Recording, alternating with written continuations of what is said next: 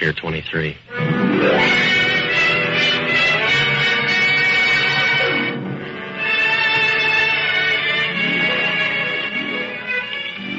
You know, the only time San Francisco really gets hot is when a tourist calls it Frisco, and then it gets warm enough to give a sleigh dog a southern accent. Down around the waterfront, they don't care so much. And for $1, you can insult anybody but Joe DiMaggio. The piers stretch out like a big yawn from south of the ferry building clear to the China docks. You pushed over on one side so you won't notice. About the same spot you'll find dust in a bride's parlor. You find Pier 23. From there, it's a short skip to Johnny Madero's boat shop. My place. The sign outside looks honest, but down here the only sign people pay any attention to is rigor mortis. I rent boats and do anything else you can blame on your environment. It works out all right. But pretty soon word gets around you got a reputation. And it doesn't pay to argue, because even if you're leveling, you make as much headway as a whistler with a split lip. I found that out last Wednesday afternoon. I was looking out the window watching the tide come in when somebody in back of me coughed. When I turned, Nat Fenley was standing there in the office. He didn't say anything for a minute, and you noticed his eyes were as soft as the inside of a woman's arm. He had one of those faraway looks you couldn't follow with a road map. And then I saw the rest of him. He wasn't flabby, but he was on the way. And you got the idea he was an ex-fighter who settled down with a restaurant. I got the right place, haven't I? If a woman screams you haven't, what's on your mind? That's a good question, Madero. That's a good question. That's what I want you to find out. Look, fella, maybe I don't even want to be friendly. What's on your mind? I don't know, Madero. I don't know. All right, you convinced me. Now back out of here and we'll both be in the dark. Huh? Wait a minute, Madero. Listen to me. My name is Nat Fenley. My wife and I live up on Nob Hill, and I've been retired for a while, see? And... I don't, but go ahead. Well, you got to help me, Madero. I'll pay you $50 a day to help me. At that price, it won't be help. I want you to find someone for me, but I don't know who or why yet. We're back to that again, huh? Oh, listen to me. Lately, a name's been ringing in my ears. Just a name. Pete Sutro. Pete Sutro. Over and over again. So you read it somewhere? I don't know where I picked it up. For the last week, the name Pete Sutro has been on my mind. It's a nightmare. You got to do something about it, Madero. Change your diet. That might help. I want you to find Pete Sutro. Find out who he is, where he is, why he's bothering me. If you do, I'll give you a $200 bonus. Look, Finley, is this a job or a career? There must be a dozen Sutros from here to Jersey City. Maybe, but the Pete Sutro I want lives right here in this town. He's got to. There's a law? Listen to me, Madero. Last night, I kept hearing the name Sutro again. Only this time there was an address, too. It was care of General Delivery, San Francisco. So he's got to be somewhere in this town. Why don't you check the phone book? I have, and the city directory, too. But so far, I haven't been able to locate him. And I will, huh? Well, if you don't, you're still getting $50 a day. What are you worried about? That $50 a day? It might turn out to be a dream, too. You better throw in some advance money. Sure, Madero. I brought a check along, just in case. Will $100 cover your doubts? Yeah, if the bank can cover your check. If they can't, you don't have to do the job. That fair enough? Mm-hmm. Will you start looking right away? Yeah. But you got to be careful, Madero. My wife's never to know about this, understand? Why? Because, well, she doesn't like the idea. She thinks I'm a little crazy looking for a name like this. She hates me, I think. She thinks I'm crazy. Don't worry about her, Finley, until she starts mixing your nightcaps.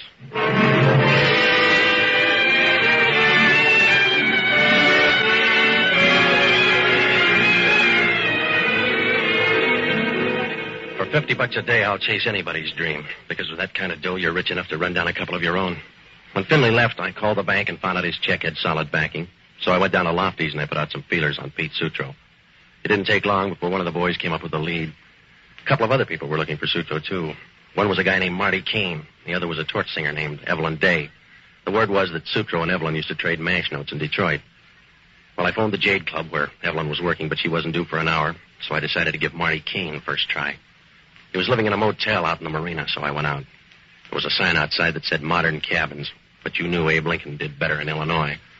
The cabins were the size of an upper berth with enough holes to start a punch board.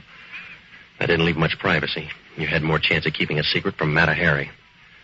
I asked the manager where Kane's place was, and he pointed to the end cabin. I went over and knocked on the door. Kane opened it and glared.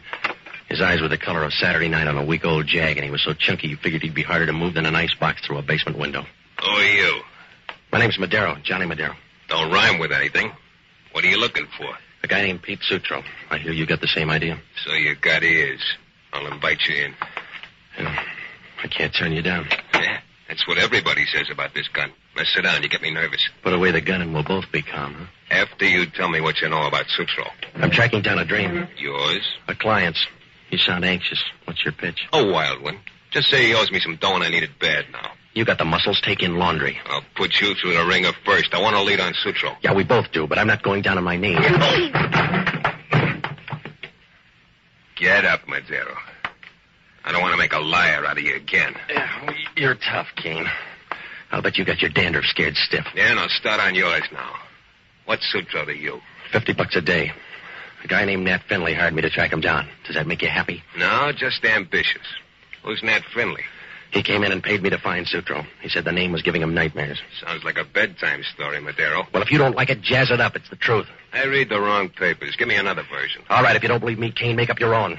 Here's Finley's check. Can you read? If you'll help me with the big words. Give it here. Nat Finley. Yeah, Nat Finley. You weren't lying. Looks like a good check. I'll take a chance. I'll cash it for you. It's giving you ideas, huh? Yeah, and the first one's about you. Now, here's your dough, Madero. Now, get out. Get out quick. Oh, you're too good to me, Kane. Suppose the check bounces. It won't, Madero, because I ain't going to cash it.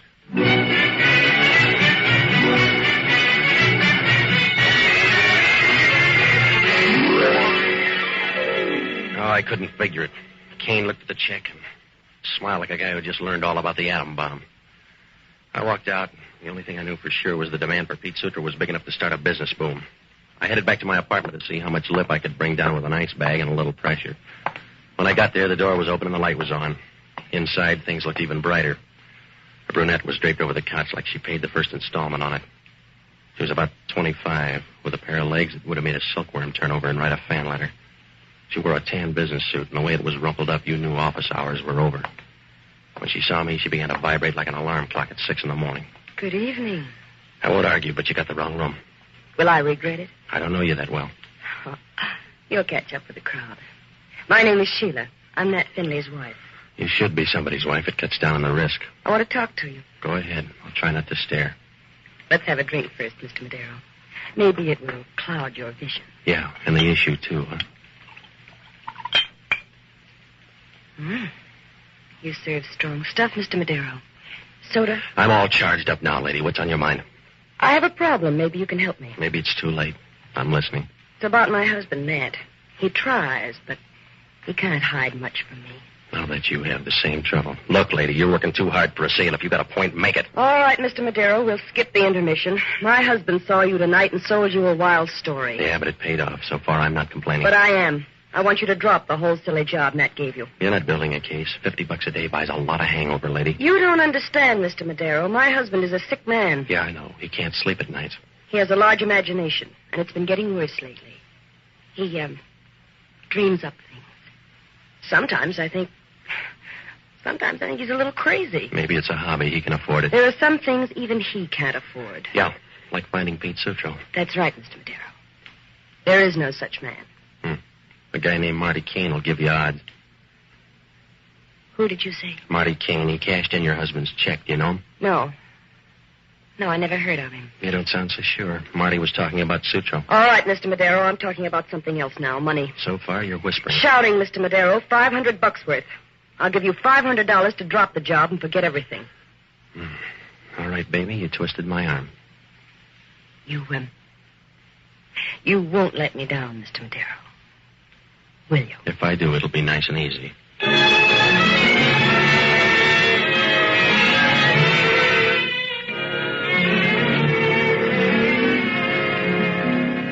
Finley had the kind of a wife you mate with a panther.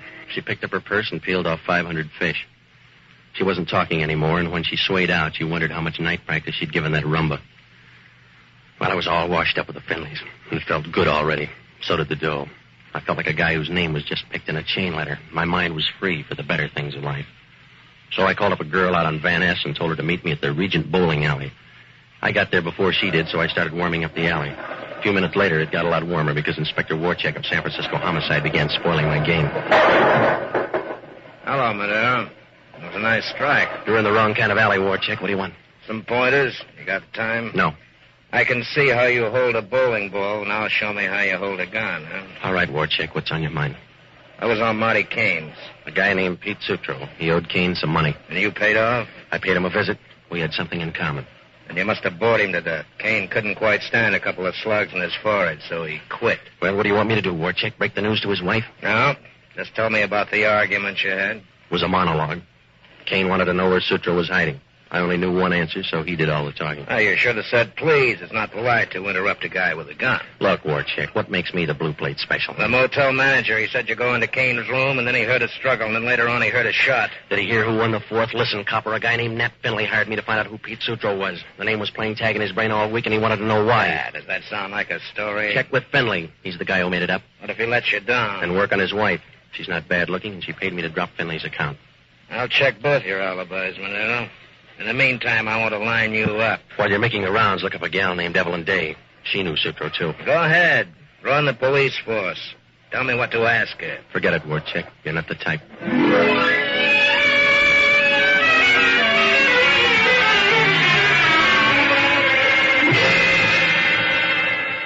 Warchick stood there for a second, wiping his teeth with his tongue. If he'd done it on the outside, it would have been a contract job. And then one of the bowlers in a tight pair of slacks brushed up against him and went out. He looked at me once more and headed after her. Well, I didn't feel much like bowling either, so I left the note at the desk for the girlfriend and started out. I knew I was in trouble. Some days it's harder to duck trouble than a handful of pebbles.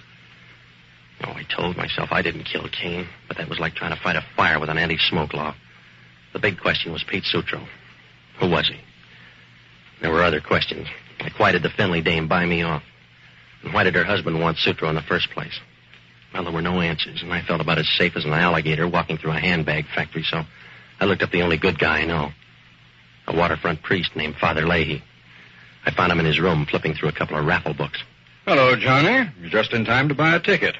The boys' club is raffling off an electric toaster. I'm already a little burned, Father. I'm in a spot, Johnny. The boys gave me a quota to fill.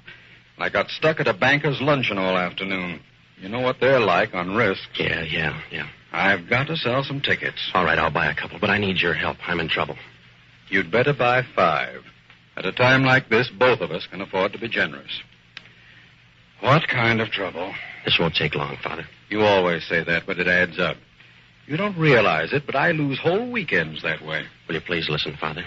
Warchick wants to pin me down on a murder. He's got the weight. Who's dead?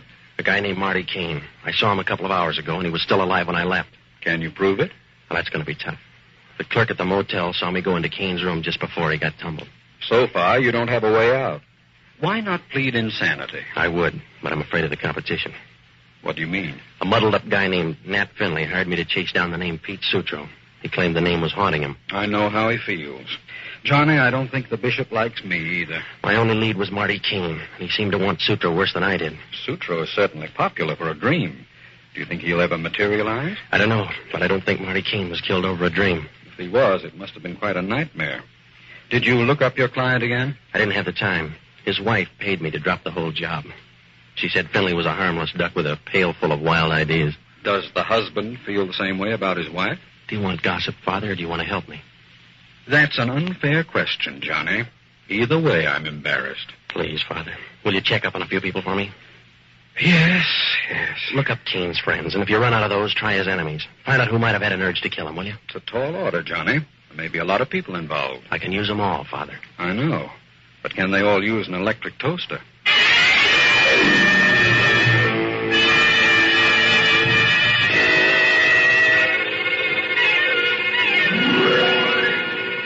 When I left Father Leahy, I knew I still had one base to tag. It was Sutro's ex-flame, a doll named Evelyn Day. I drove down to Eddy Street, and I parked near the Jade Club. Well, it's not a bad place, but on a slow night, even the winos are afraid to go in. Inside, it was dark enough to hide the decimal point on the check, and over by the bar, there was a piano playing music that nobody was listening to. And then Evelyn came out. And right off, he started hunting for the nearest fire exit. She had red hair about this side of 98 degrees. She wore a black evening gown that held up by one strap and a prayer. She was the kind of a girl who could wear a Mother Hubbard and make it look like a negligee. And when she sang, it came out low enough to strike oil. After she was through, I asked the bartender to give her a message. She walked over to me, and she wasn't happy one way or the other. Are you the man who wanted me? One of them. You're Evelyn, huh? Yeah. What'll it lead to? A crisis if you don't sit down. All right. You've got me interested. Now, what's on your mind? That we can talk about? My name's Madero. Now, let's start with a friend named Pete Sutro. Let's continue. What do you want to know about him? Where is he? Are you a cop, or will you pay for the right answer? I need too many of them, baby. I'm way out ahead in a murder derby, and I'll pitch homicide anybody I can get. What do you want Sutro for? I think he shot Marty Kane. Someone should have. But you're betting on the wrong horse. You're prejudiced. Sutro was your boyfriend. That's right. He was my boyfriend. But I haven't seen him lately. All right, then. What was the last thing you did with him?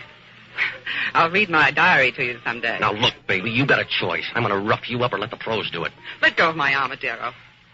Or I'll call a bouncer. Call Sutro. Now, start talking before I bruise you up good. Slow down, Madero. You're out of my weight class. Yeah.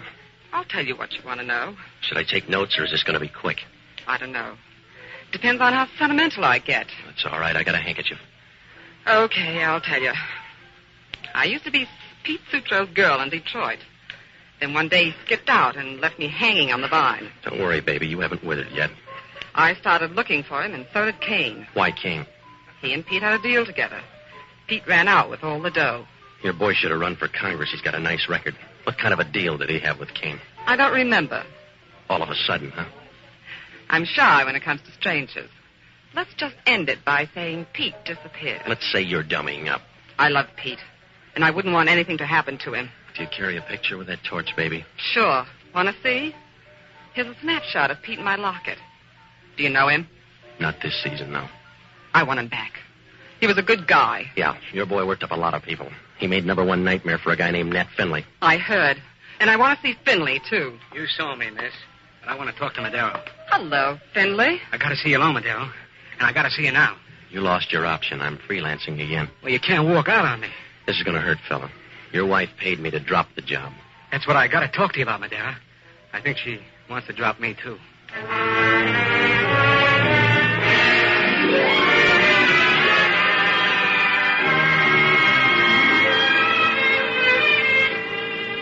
Finley grabbed me by the arm, and you could tell he was scared. His jaw was shut tighter than a wall safe, and his Adam's apple rode up and down like a yo-yo. Evelyn wanted to compare notes with him on Sutro, but right now Finley was as friendly as a no-limit poker game. He hustled me out of the Jade and into a waiting cab. He wouldn't say anything because of the driver, so he sat in one corner, rubbing his hands and looking straight ahead. When we got to the office, Finley paid the bill, and we went up the ramp. Inside, he had a little trouble getting started, like a big family leaving on a picnic. And then he got his voice. I'm in a bad spot, Madero. I need help. Have you tried classified? I'm trying you. I tell you, my wife's out to get me. She keeps telling me I'm crazy. She's trying to talk me into it. A lot of wives feel that way, Finley. She'll get over it. Yeah? Well, I, Madero. She's trying to send me to an asylum. She and Sutro. You got enough worries to start a peace conference. What brings Sutro back into the headlines? I found a letter in Sheila's purse. Kane wanted $10,000 from Sheila to keep quiet about Sutro. All right, quit crowding me with ghosts. So your wife had a past. And she and Sutro have a future unless you help me, I tell you. I tell you, Sutro's behind the whole thing. He and my wife must know each other, and they're trying to get rid of me. You're getting a complex, Finley. Slow down. Well, you got to help me. Well, who's going to help me? I got a murder rap to beat. Oh, but I'll clear you, Madero. I'll clear you if you help me now. You couldn't clear your own throat in an empty tunnel. What makes you 8 feet tall? This gun in my hand. Oh, stop pointing it, fella. You're too nervous to aim. Well, you don't understand, Madero. I'm not pointing it at you. I'm giving it to you.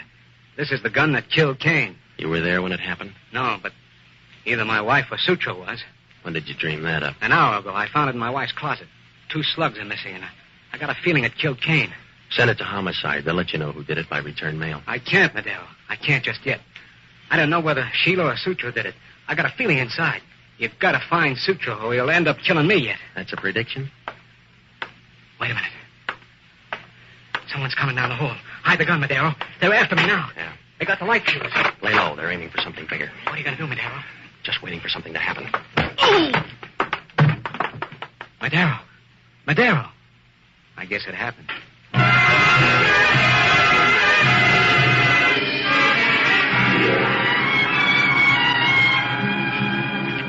Somebody turned a flashlight in my eyes and then hit a 4-bagger. If they hung around, they could have seen me do a couple of quick quivers a chorus girl would have been proud of. I laid there in the dark for a while. If you're going to look messy, a blackout isn't a bad place to do it. After a while, I tried to get up, but my stomach felt as empty as a horse laugh at a funeral. I sprawled out again, and I tried to figure how a name like Pete Sutro could start so much pain. Then the lights went on. They should have stayed off because Warcheck was breathing over me like a steam engine with a broken heart. Hello, Madero. Does the light bother your eyes? Yeah, Warcheck. Get out of it. Get used to it. It's a lot stronger down at headquarters. Tell me about the gun on the floor. I heard you were coming. I wanted to commit suicide. You didn't try hard enough. Just got a phone tip that said you had the gun that killed Marty Kane. Hand it to me. All right, Copper, I'll make it easy for you. Finley left the gun here before somebody sapped me. Mm-hmm. Who's somebody? Don't any of your friends have names? Sure. Check with Finley. He was here when it happened. It was dark, Madero. How did he see? With an electric eye? I don't know. Maybe he smelled his wife's perfume. Look her up, too. She's that interesting, huh? Kane used to think so. What do you mean? He was blackmailing her. Look, Madero, a grocery list is blackmail to you. What put you on the inside? Finley found a letter in her purse. Kane wanted 10 grand to keep quiet about Sutro. Finley told you all about it, huh? He can't keep a family secret. And the wife tumbled Kane to keep him quiet. Is that the idea? Well, this is your good day, Warcheck. Find Sutro now, and you've licked the whole thing. No, you find him, Madero, and we'll give you a reward. You're too generous. What's the pitch? Sutro's wanted for a payroll robbery in Detroit. He's been out of sight for a year now. He hasn't been out of mind, though. Finley thinks his wife is carrying on a sideline with him. Look, Madero, I talked to your boy Finley. He's got enough dreams to start a mattress factory. I don't believe him. I don't believe you. You don't believe the world is round. Take stock, Warcheck, and start learning. Yeah, I will. Let's see how much the fingerprints on this gun teach me. If you've got a story, I'll stay after school. You'll still wear the dunce cap. That's all right, Madero. There'll be a badge on it.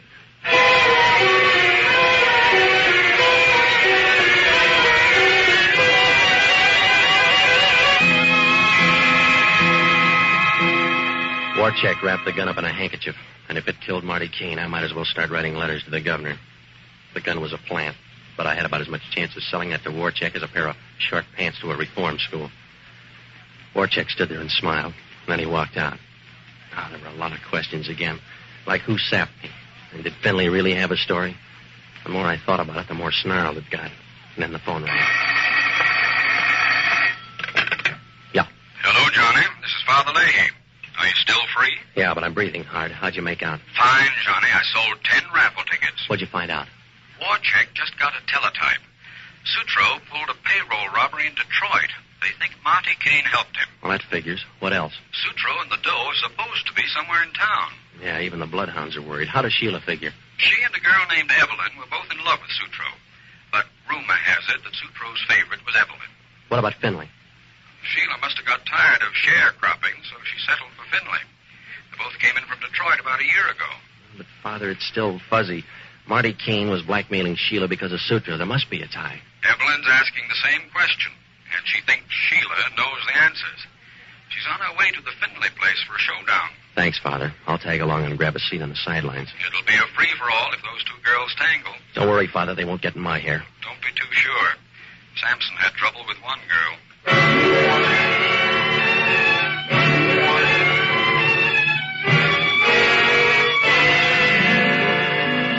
When Father Leahy hung up, all the pieces began to fall into place. All but one. Where was Sutro? He was around somewhere, but it was like throwing a headlock on a shadow. I grabbed a cab out to the Stafford Arms, and when I got there, the doorman looked at me as if I'd just blown up an orphanage. I took the elevator and got off on the 6th floor. Then I leaned on the doorbell, and Sheila answered. She was wearing a pair of rose-colored lounging pajamas, and I've seen baked potatoes with lucid jackets. She must have been surprised, but she didn't blink an eyelash. Are you pausing or opposing, Mr. Madero? I'm looking for trapdoors. Oh, well, if you're going to look that way, come inside. Yeah. I'll bring that gleam in your eye over to the fireplace. We'll warm it up a little. It won't look good in company. Why? Who's company? Evelyn's a little late. She got tied up sharpening her claws. Evelyn who? Hold out, baby. She's got a better question than that. Like what? Like, where's Pete Sutro? That key sounds like a friend. That's too early. That's probably my husband, Matt. Oh, hello, Madero. I'm glad you're here. Somebody's been following me. Oh, you're dreaming again, darling. You see? What did I tell you?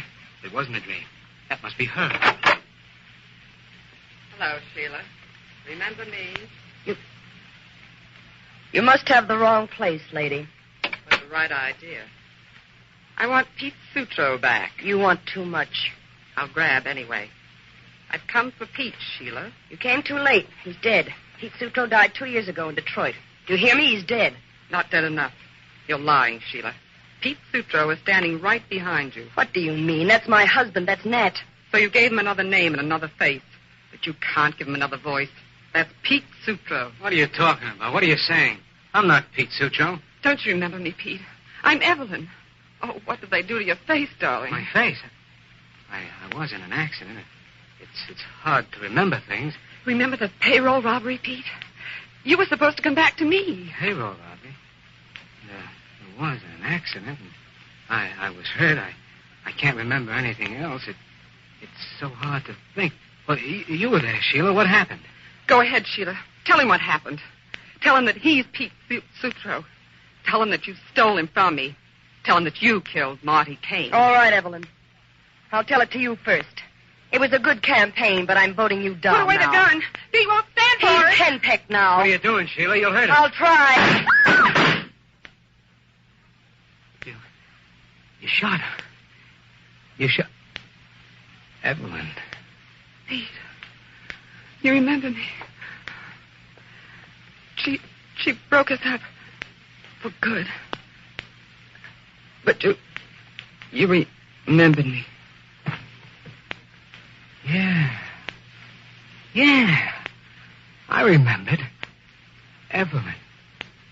I'm beginning to remember a lot of things now. Then forget him, Ned. Just you and me now. We're married. You married a guy named Nat Finley. Stay away from me, Nat. Nat. Try Pete. See how it sounds. Give me the gun, baby. Let go. You killed Evelyn. Let go. You didn't need her. Not anymore. I got the gun now. No, please, Nat. Please. Tell me it's a dream, baby. Tell me I'm crazy. You are, Nat. You are. Get out of my way. I'm getting out of here. You're not quick enough.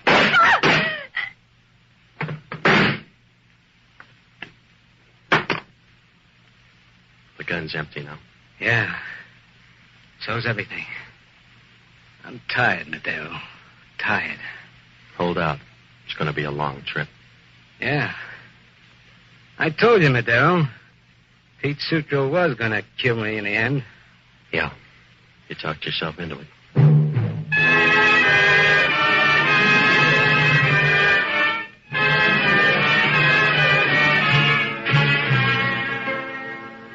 Warcheck got the whole story the next morning. Seems that Sutro and Kane were in a big robbery in Detroit. The plan was for Sutro to carry all the dough and meet Kane and Evelyn at their hideout.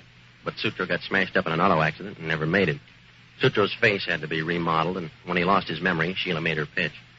She promoted a wedding and cut herself in on half the stolen cash. Changed his name to Nat Finley and brought him out to San Francisco. Kane and Evelyn got wind that Sutro had taken off to the coast, so they followed. They couldn't find him, and for a year, Sheila and Sutro got along without a hitch. And then Sutro began hearing his real name in his own mind, and before Sheila could do anything, I'd already shown her husband's check to Kane. He recognized Sutro's handwriting right away, and so he started to blackmail Sheila. He didn't make any yardage because Sheila stopped him with a .38.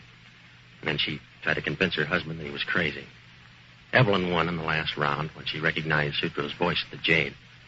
Turned out that Sutro had been chasing himself until he caught himself. Well, Warcheck asked only one question. How can a guy forget his own name? I don't know. A lot of hotels would like to know that, too.